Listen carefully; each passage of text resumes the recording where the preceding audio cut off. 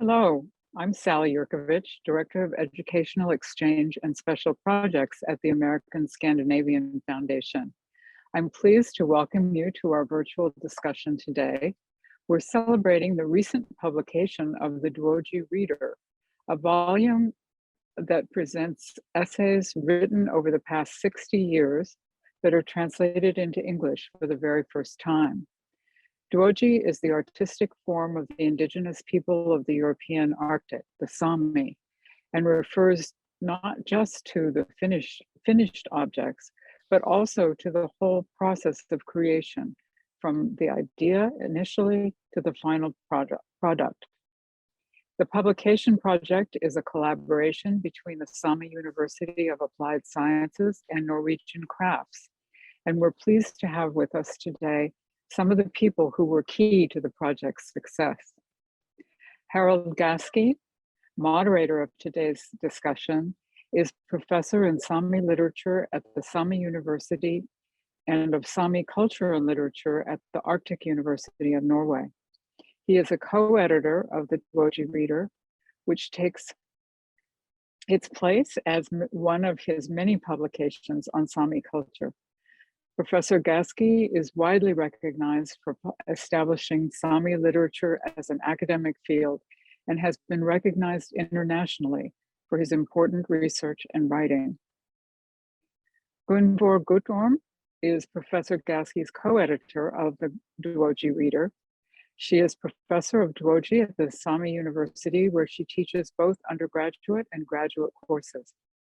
Her writing addresses how the traditional knowledge of Sámi art and craft is transformed to the modern lifestyle. Irene Snarby is a PhD fellow in art history at the Arctic University of Norway and a member of the research group Worlding Northern Art, which strives to strengthen research in art history and visual culture in Northern Norway and the circumpolar North. One of the essayists for the Reader, Professor Snarby has written numerous articles, edited several publications, and lectured widely on the subject of Sámi art.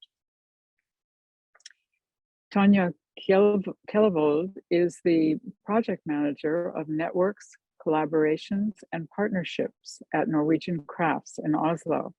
She has contributed to many international exhibitions and collaborations, and has also worked with the American Scandinavian Foundation, enabling Norwegian craftspeople and artists to come to the US for short and long-term residencies at the Haystack Mountain School of Crafts in Maine and the Pilchuck Glass School in Washington State. We're pleased to have you all here with us today. And with that, Harald, you can take the floor.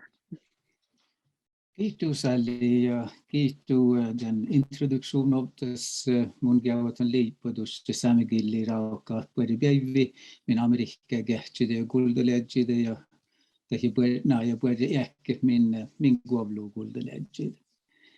I just wanted to open the show with saying a few words in my Northern Sámi language, greeting you all and wishing you all welcome. I'll be moderating this, and I know all my panelists have lots of things they want to say and stress, so I won't take up much time in continuing the introduction because Sally's was so substantial and told about the project and the book. So let's just go directly into the discussion of what Duodji is and why this reader and why the collaboration between the Sámi University and Norwegian Crafts and so on and so on. But I think I would like to invite Gunvor first to say a few more words about Duodji, the Sámi handicraft tradition. Well, perhaps I should alustustin häälitä munkin kiihtit podiumi otsatte pääsan särvahtan saastallami ja tiivastallatte tuoji ja tämän kiihtimai millä haita onmohan.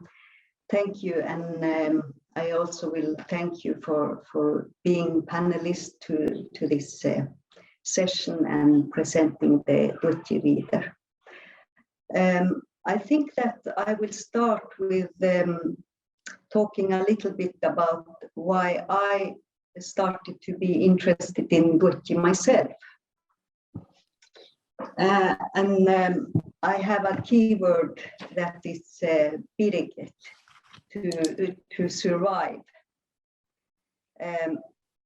When we think of biriget, I will say that when I grew up in a family where we saw our parents and neighbors work physically, not Duodji though, in the woods, river, etc., picking berries, fishing, and all that.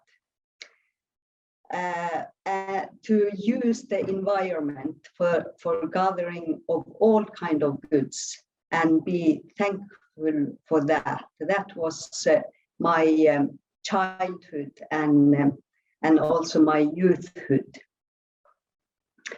But the first day at the compulsory school, at the boarding school, I realized that I had to struggle with Norwegian, with mathematics, all kind of theoretical subjects, and just forget about what I had learned in my childhood.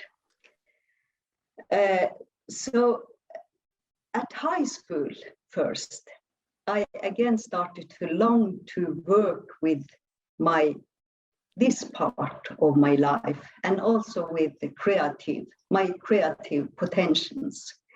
So at that point, I wanted to explore in the aesthetic field, but I decided very early on to work with Duodji, to be my mode of expression, my métier.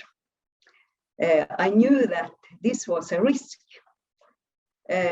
because I had chosen could be deemed as merely something people did at home, at the kitchen table, or that I would be seen as someone who romanticized the way of living, where we see the possibilities of Duodji.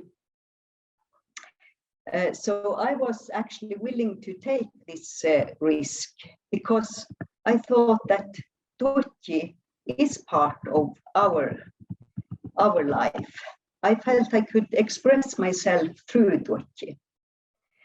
And further, what was also very important, the generation before us had struggled, my parents, they had struggled to make the Sámi visible, to Sámi visible. And for many youths on my generation at that time, I talk about 70s and 80s, it was necessary to be educated and serve the Sámi society. So for me, this opportunity to work with Duodji was because I wanted to serve the Sámi society, to build up higher Duodji education, to talk about Duodji from Sámi perspective, to discuss Duodji in relation to other art discussions, to make it easier for young people who came after us to choose Duodji's path. It became a toolkit for me in the Sámi self-determination struggle. So when you ask about what Duodji means, I think that today Duodji provide a starting point for defining ourselves, for boosting self-esteem, being able to express ourselves visually, for celebrating life, feeling that our time is now, and for setting political agendas. So sometimes Duodji is translated into handicrafts, arts. It has also been translated into primitive art. It has been also translated into, in English, to ethnic art.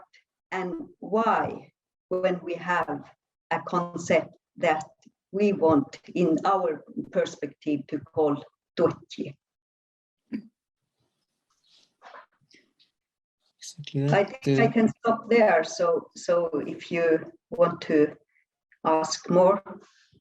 Yeah, we can return to that, because what you're saying now and your explanation how you got into doing Duodji yourself actually also stresses what Sally said in her introduction, that about how Duodji is part of the whole life system actually of Sámi, and goes hand in hand with the respect we pay to our Giel, our language, and as a reservoir for a lot of traditional knowledge, and also the position that Yuayigan, the Sámi vocal genre, has played in revitalizing Sámi music, and this whole thing that has been going on after the 1970s and onwards in establishing Sámi self-esteem and really supporting the development of Sámi culture. But I was, yes, do you want to add briefly to that? Yeah, no, actually not so much, but I think that if you look at the knowledge of Duodji, what is within the knowledge, and how has this survived until today? You can say that when people work with Duodji, they continue with the Duodji.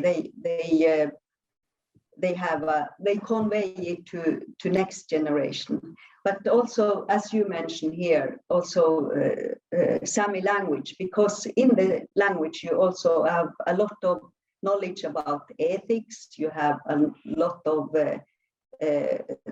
thoughts about what is aesthetics, and of course all these different kind of Duodji, and also different areas of Duodji.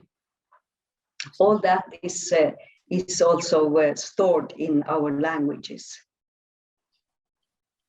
We'll, I guess the audience probably also want to hear more about the book, and we'll definitely get back to that in a brief while. But I just wanted to follow up on this Duodji definition and ask Irene, because Irene, you have been working quite a lot with Sámi modern art or contemporary art, and but also delved into the connection between Duodji and Daita, as Canadian Métis artist and researcher David Garneau calls it the difference between customary art and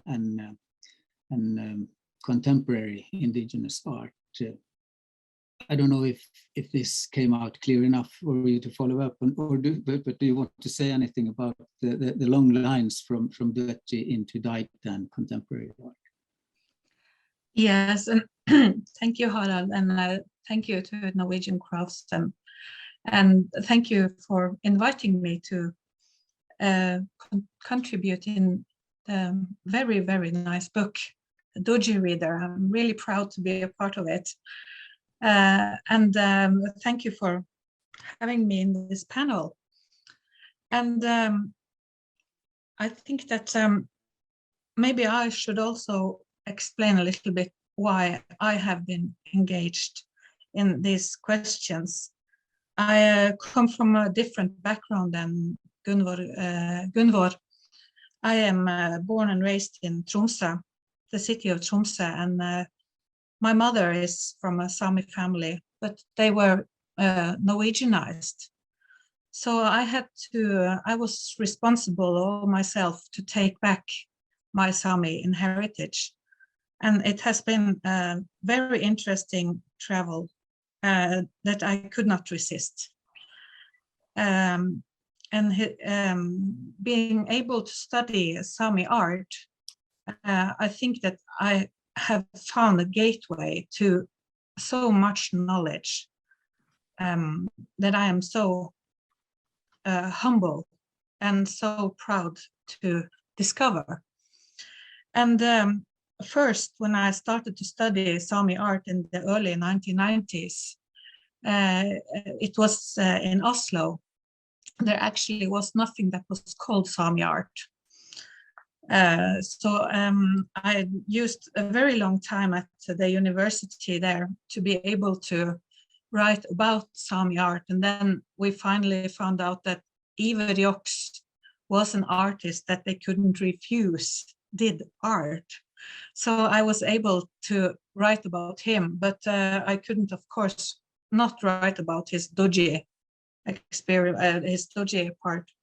So I had to write about his wood carvings, but fortunately, I have been able to continue to study Sámi art.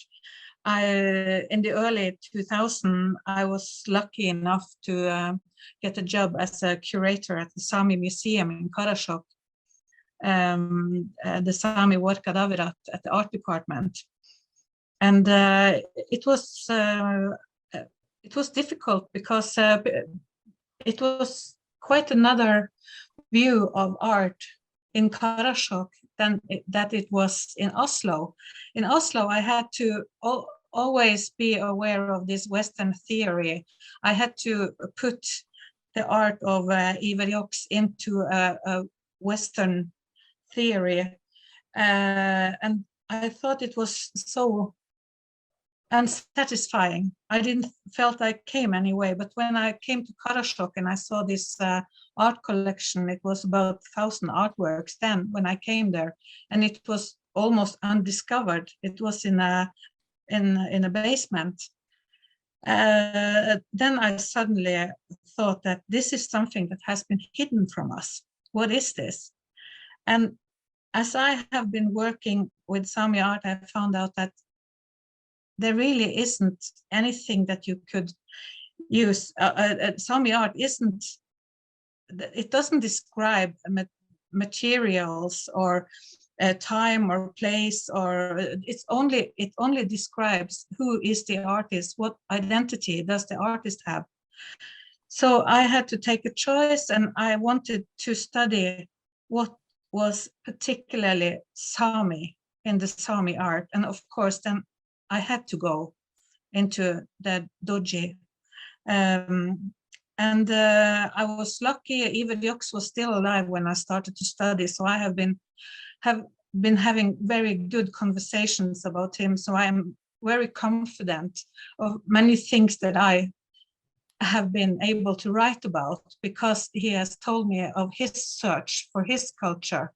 He was taken from, he was ill when he was 8 years old and was hospitalized for 5 years. So he also had to take back a lot of his culture.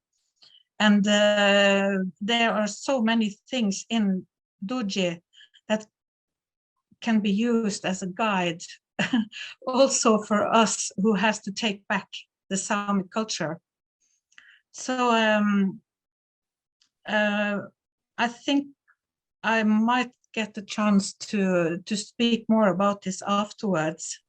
Yes, definitely. Yeah, no, thank you. That's a wonderful presentation of your way into your research field. So we'll get back to that and my question about this contemporary and the customary distinction.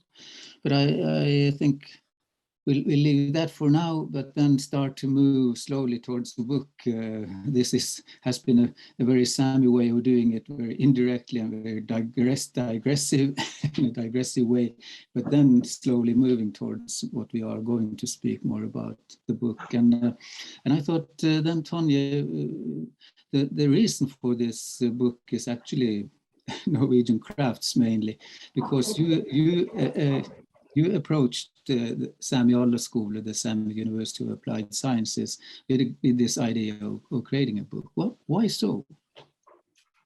Yes, I can speak a little bit about that. And also, I wish to include my colleagues very much in that, in the way that this publication came about, because this has been a few years in the running. And so a lot of my colleagues, including Lars Sture and our director, Hege Henriksen, and also my former colleague, André Gali, were instrumental in leading us down this path that has now resulted in the Duodji Reader. But I suppose the journey started a few years ago, back in 2017, when we started working with Namita Wiggers, who is now heading the Warren Wilson College Critical Craft Program. And she was the first of a few external curators that we worked with in really picking apart Norwegian Crafts' mandate and programming, and really examining the way that we work. So Norwegian Crafts' mandate is to promote Norwegian and Norway-based contemporary crafts internationally.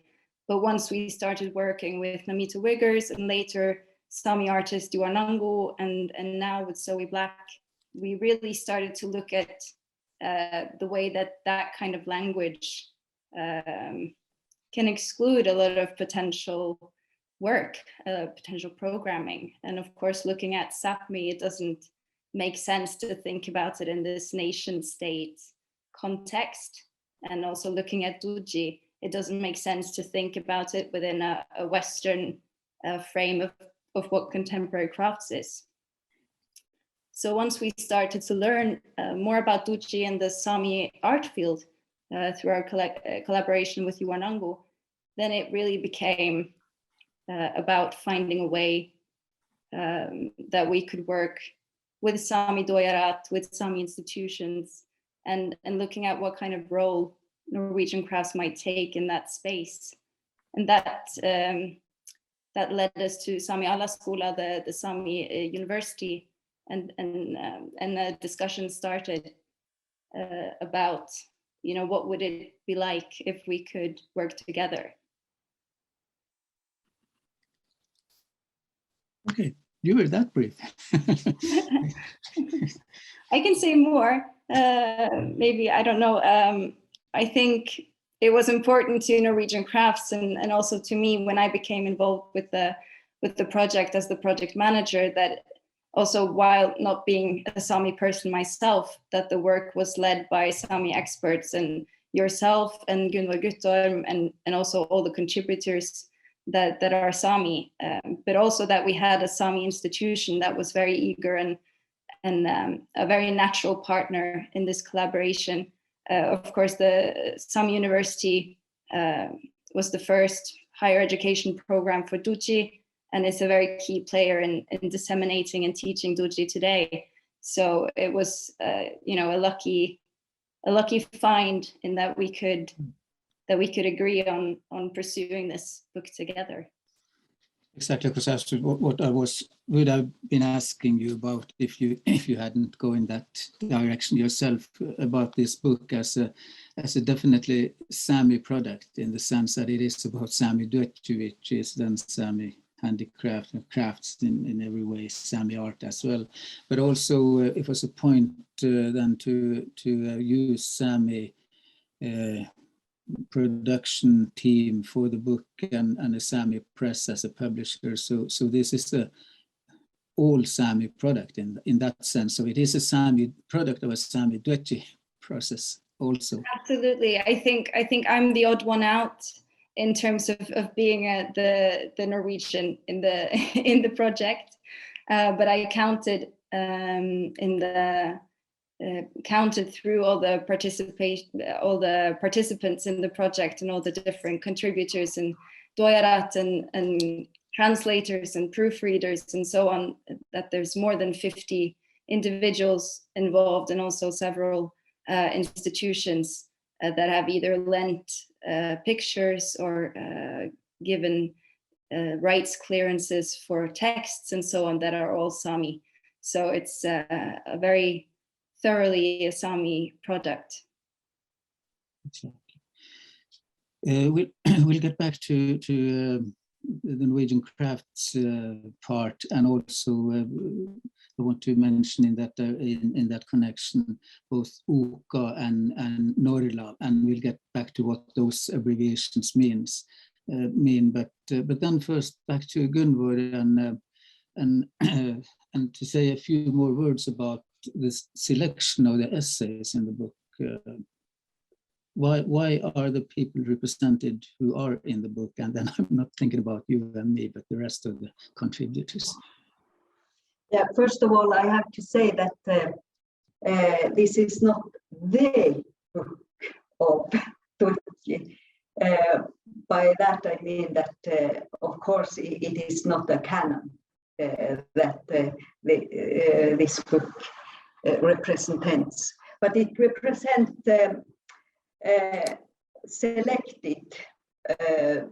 selected articles from the last 60 years, as Sally said.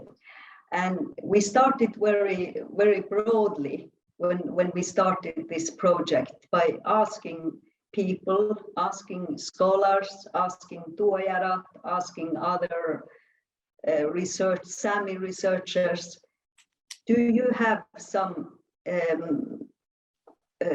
suggestions for an article that has been written earlier by scholars or Duojárat or artists that you would like to have in this collection?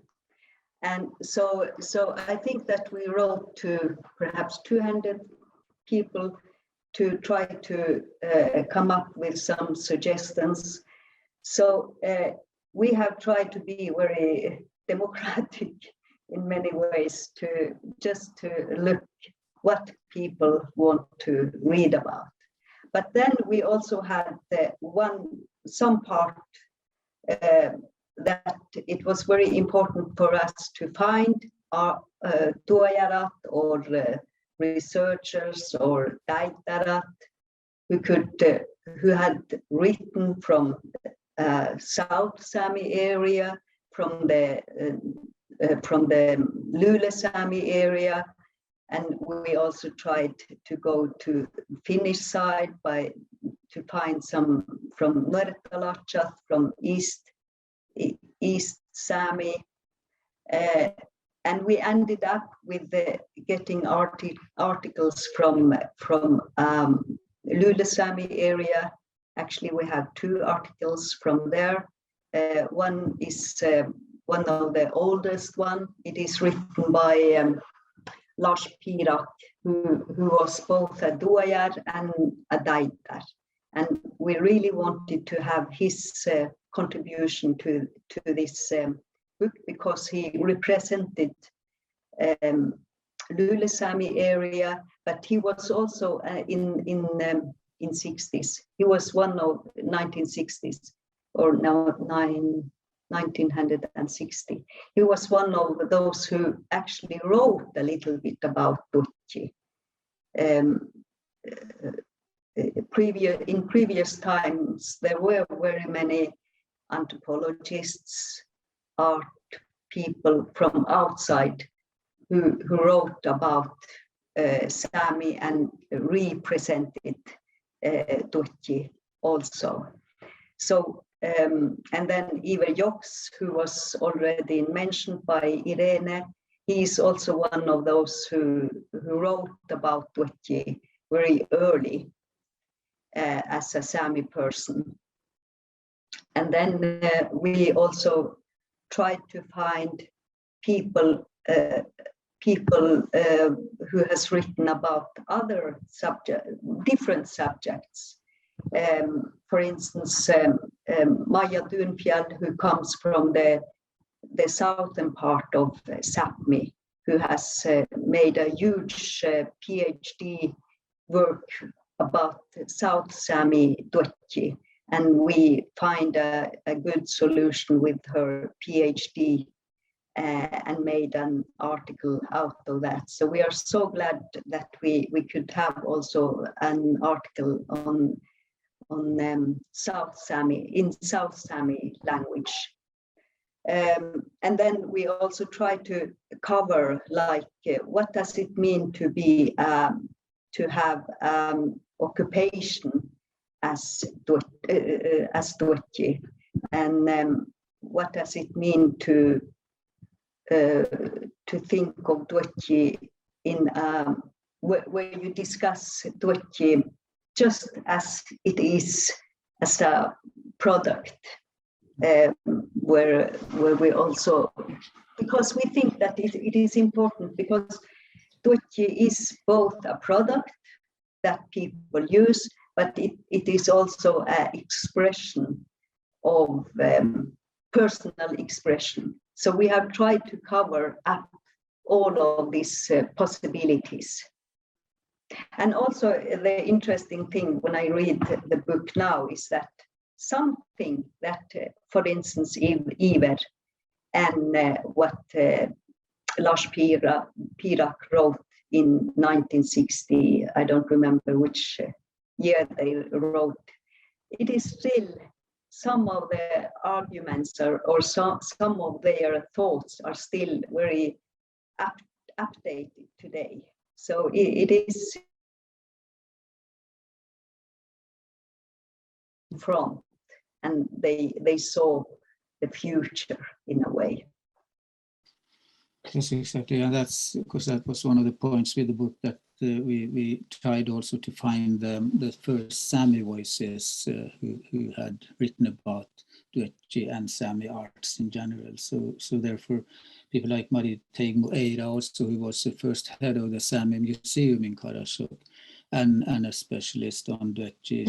She also has an article there which places that the Duodji tradition in a larger context, historical context. So we try to go as far back as possible and also as wide as possible. So just to let the audience know about the differences between the South Sámi and the Eastern Sámi as the two opposite points, the differences are so big between the languages that they aren't mutually understandable. Neither are the North and South Sámi language. The difference there is a bit like similar to the difference between English and German, you could say. So there's a lot of terminology connected to this book as well, and we have a terminology list in front of every article in English. The terms are, of course, in Sámi, but the explanations then are in English. And for the reader who wants to scrutinize the text, they will soon realize that there are different concepts in every Sámi dialect or Sámi language for the same kind of product. So this is a really huge area to cover, and it also is the best proof of the importance of Duodji within Sámi culture, that we have this magnitude of concepts describing it. But then back to Irene, and we forgot to say Joks is really one of the great Sámi artists and a traditional Duojárat as well. So, and he has a big name as a Sámi artist, definitely. So to do research on him actually gives you the opportunity to delve into both the Duodji and the art, contemporary art part of it. So could you elaborate more on that, what you left in between the lines earlier? Well, I think that what is interesting is that if you look at the Daida, the word Daida, it's a word that was constructed in the 1970s in order to have a modern Sámi word for art, and it was mostly taken out of a Western understanding and theory. And what has happened later on is that it has separated when the word Daida was used more. It separated the Duodji from the Duodji became something else in the Sámi art world. You had the Sámi artists that did Daida, and then you have the Duojárs. And of course, Duodji is very, very important for many Sámi artists today, but it hasn't been that easy all the way. In the 70s, there were quite a few Sámi artists who didn't want to associate with Duodji anymore because they were modern artists. But at the same time, we can speak about the fall of the modernism, or that modernism is something that is ever striving forward, and it's something in opposition to the thinking that you have, the holistic thinking that you find in Duodji. Duodji is not all about rules. It's very much about this intangible and immaterial meanings that I love to read about in Maya Dunfjell's article, where she told us about this man, this elderly man who liked to study each other works with knives, the carving on the knives, and they could read whole stories into these patterns that, of course, not many people can do today. And of course, you have in Duodji, you have this responsibility to your community that can be interpreted that you have all these rules. And of course, there are rules in Duodji, but it's also developing. And it's very interesting to see how this development in Duodji, as an example, Per-Isak Juuso, when he is carving his knives, he is throwing all the patterns up in the air and then collecting them and putting them onto his knives. And then you also can see that with this fall of the modernism, the Sámi artists more and more are striving for getting into this Duodji way of thinking. This belonging is more and more important. And I think that when Norwegian Crafts came and was so curious about Sámi art, they came in a very good time. We are not that we are not in the future yet. You can see that in institutions up here in the north, there still is difficulties for Duodji to be exhibited in the Northern Norway Art Museum and so on. And in Oslo, there are still only Duodji being in exhibitions in the Ethnographic Museum. Perhaps it will be better when the new art museum will open this summer, the Contemporary Art Museum, but I've heard very little about Duodji also there. So I think it's a tremendous important work that the Norwegian Crafts and also the Office for Contemporary Art, OCA, that they are so curious about what can Duodji contribute with in contemporary art. And I love to talk about that modernism is in our past and that we are now getting into a new future for the art world that's much more interesting for us people living in indigenous areas and also in the north. And of course, for indigenous people and art lovers all over the world. So I don't know if I ask you answered. And a wonderful connection between tradition and innovation, which we find both in Duodji and in art. So definitely, and you already gave the explanation to OCA, because I was going to to pass on the floor to Tonje now and ask you, do you see as part of Norwegian Crafts and your engagement with indigenous art, not only Sámi or indigenous crafts, not only Sámi, but also you have connections to Aotearoa, to the Maori people, and we see the same thing happening within the art world, with, for example, Office of Contemporary Art Norway, and their interest in Sámi art, and the same actually also with Norrla, the Norwegian literature abroad. They had a huge Sámi delegation with them to the book fair in Frankfurt in 2019. So Sámi is becoming a part of the Norwegian and Scandinavian exhibits and performances. Do you have any thoughts about why this is happening now? I do, but I also see that Gunvor has her hand up. So maybe it was a comment to Irene's input.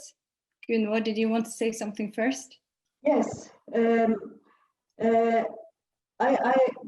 agree with Irene, but what I think is also important to remember is that now we talk about. I'm also very glad to have this possibility to work together with Norwegian Crafts and OKA. But we must not forget that there is one institution that has gone before, and that is Sámi Allaskuvla, Sámi University of Applied Sciences, and been struggling with getting people to understand why Duodji is so important. And I know that I get very engaged because I know I have been working at the university for many decades, and I know that we have really struggled to get the University of Arctic University in Tromsø to understand why we want to have Duodji as part or side by side with art. So we all thanks to both OKA and Norwegian Crafts, but I can't let you think, your audience, that the Sámi ourselves, that we haven't done anything to get Duodji into the agenda. Of course, I totally agree, Gunvor. Very yes. important. Yes, and of course it is, and a very good point by Gunvor, this Sámi insistence, and that was also part of what we already earlier touched upon, the Sámi voices, and really getting the Sámi representing ourselves, getting that chance, and that has been a struggle for actually all the time since Sámi revitalization process started, at the same time as it did with other indigenous peoples. So therefore we are very happy because of our allies, and that they have listened to Sámi Allaskuvla and other voices, and have taken that into account, and then started to collaborate. So now, Tonje, you can continue with your reply. Yeah, thank you. You had a lot of questions in that one question. But also thank you, Gunvor, for that important input. I think you're absolutely right. And I think also the realization we had as Norwegian Crafts, especially traveling around the northern parts of Sápmi with Juanango a few years ago before the pandemic, was really just this sudden realization of all the activity that is happening and all the things that we unfortunately didn't know very well until we started that journey. But then when we started working with Zoe Black, who's the Deputy Director of Object Space Gallery in Aotearoa, that's when it really started becoming more about seeing some correlations between Indigenous craft practices, and also seeing how Sápmi is so connected with this wider Indigenous network. And that's led to some really interesting collaborations. For instance, the Zoom webinar series that we did together with the Zoe Black, which featured participants from both Sápmi and Aotearoa discussing, among other things, how institutions engage and disseminate Indigenous perspectives, and also how non-Indigenous institutions can interact in that space. I have not had the fortune of visiting Aotearoa myself, but working with these projects together with participants from both Aotearoa and Sápmi, you can definitely start to see some parallels. And most recently, through another new project that we started a while ago, an online magazine called The Vessel, we were able to highlight some really great stories about the connection to ancestry and land and materials and different expressions from Sápmi and Aotearoa. And also going back to something you mentioned earlier, Harald, about the way that you've implemented Sámi key terms throughout Duodji Reader, also in the English translations. This is something I think you see in a much greater extent in Aotearoa, that the Maori language is used both in speech and in publications in a way that's quite seamless, but also really centers the correct concepts. So we have this in Duodji Reader. When you're reading the English translations, you'll see all of these Sámi words like gakti and napi and so on, and it gives you an opportunity to really familiarize yourselves with the terms.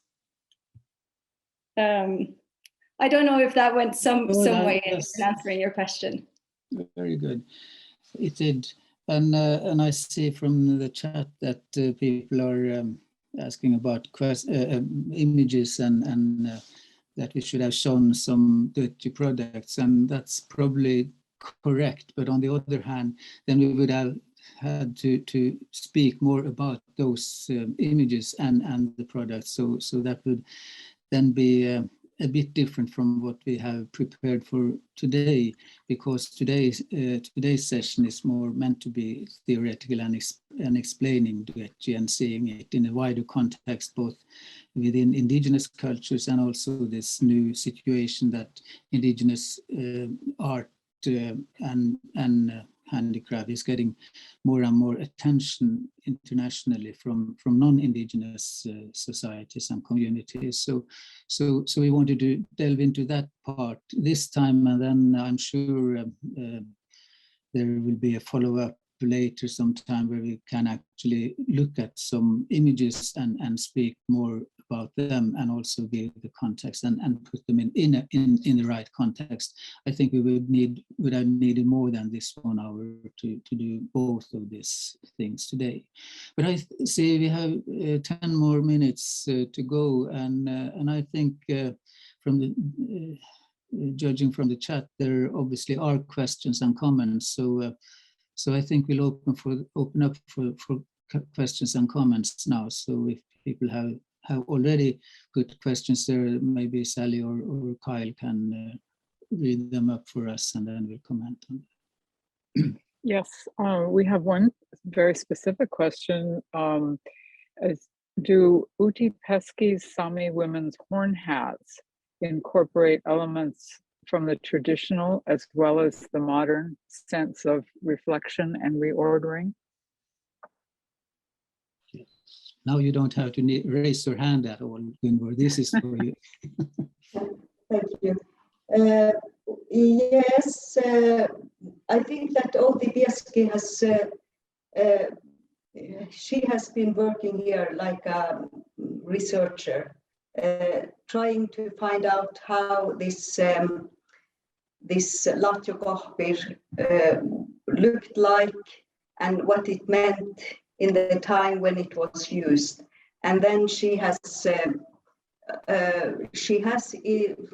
in a way, she also started to, she tried to get people to make the latjuqaqpir and use it. So it was also a revitalization process or action in her work. And then if you see how she wears the hat, it is not, she has not only made it because she wanted to make it. So, but she has copied the traditional hat, but she has moved it into modern life by using it with the gakti, the costume that is modern today. So she has combined the old hat with the modern gakti, and so I think that she has had a political action here because she wanted to lift up, show the latjuqaqpir, and also to revitalize the sewing techniques, because it is a lot of work when you make this latjuqaqpir. So and of course now you can see she has made her gold. People are starting to use this qaqpir, this hat, if that was the question, I think. Thank you. Okay. There is another question. We have many comments, and thanks for this important work and getting it out so that more people can read and learn about Sámi traditions. But there is one question about, given the point about how the art or craft contains lessons and ideas about Sámi ways of being, I wonder if the creation of the book itself occurred in a particularly Sámi process. Was there an aspect of decolonizing the process of anthologizing and publication, or do you feel it's inherent in the text? Well, that's an interesting question. I don't know, Gunvor, did we think in those terms when we got that invitation to do the book? I guess more or less today every indigenous project seems to be heading in that direction. It has something to do with decolonizing and bringing our own values forth and forward. And like also Tonje was saying, that by only through using the Sámi concepts in our explanations, that's also a way of giving more credit to the Sámi terms, and then explain them instead of trying to find an English translation that actually won't fill the whole big association potential that there is within the Sámi concept. So I definitely think it is part of that process as well. And I guess also another important issue for us was to pay heed to and pay respect to the forerunners like Mari Tegmoe, Lars Pidak, Iver Joks, Nils Aslak Valgaba, because they have been such important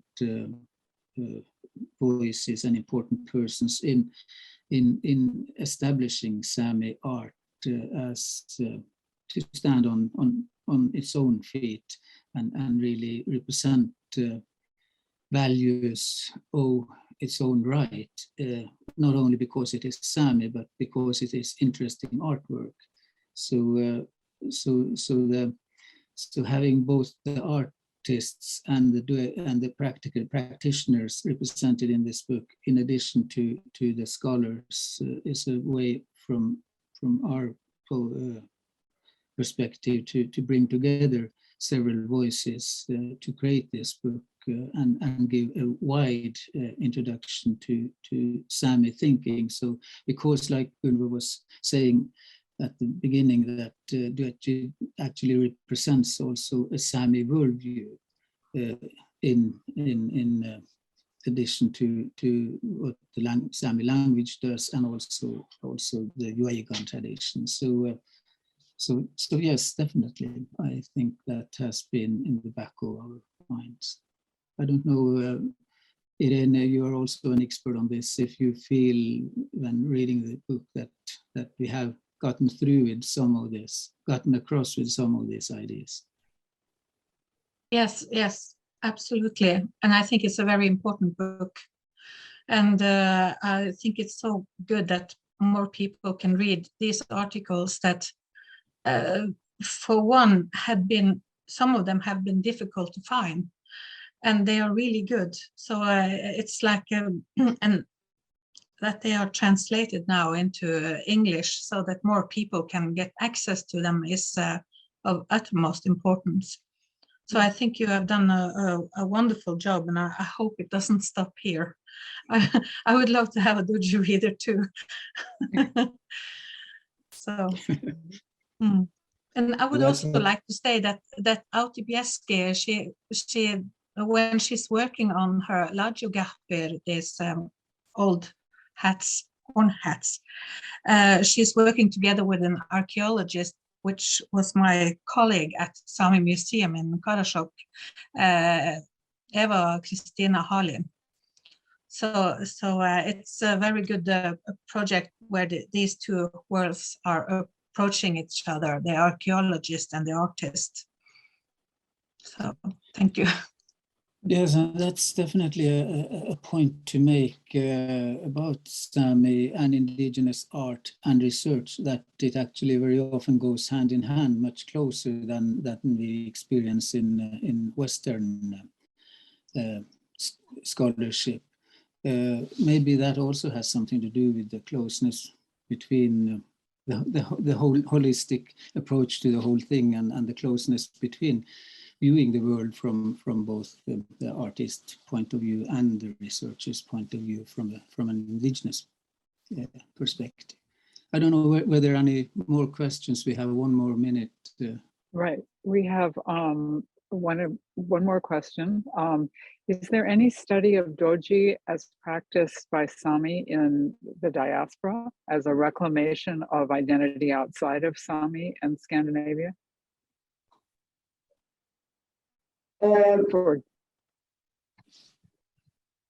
We have one course at Sámi University, which is online course. It is about Duodji and also indigenous arts. So yes, we have a course, but it is not hands-on. It is a theoretical course. And I also wanted to add to the question about decolonizing. Yes, it was in my mind as well, that we were working with decolonizing the part of the decolonizing idea, because many of these articles were actually not in Sámi. The original texts were not in Sámi. So we could translate them into Sámi. So it is also important for us to have, of course it is important to get to the English-speaking audience, but it is also very important that we get to Sámi-speaking audience or Sámi-speaking readers. For instance, in South Sámi, there are not so many written articles, and in Lule Sámi. So it is so important for, in our perspective from Sámi University to University of Applied Sciences, to have these texts in Sámi. And also for me, it was very important also to all the images that we have chosen to the book, that we also involve young Sámi people who are working with Duodji, so they can be encouraged to keep on working with Duodji. Yes, and also the distribution of the photos covering the whole of Sápmi, because Sápmi, as you know, is really wide, covering huge parts of Norway, Sweden, Finland, and even part of Russia.